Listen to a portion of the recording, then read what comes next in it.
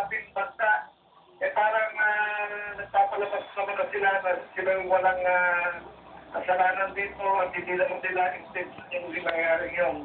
So, kita natin kalagat ng mga kanilang ginawa. Opo, sa inyo hong palagay, hindi ho ito naman parang sobrang show of force, General, overkill. Hindi naman po.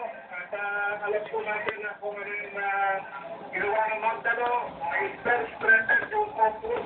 Siling nilang sila ay nag-institute.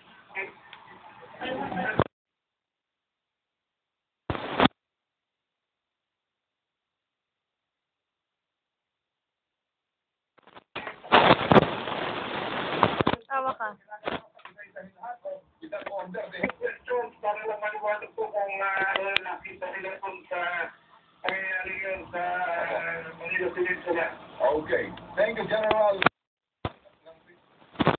Mga kaibigan, thank you very much. Sa Makati, abangan din po ang sa Makati.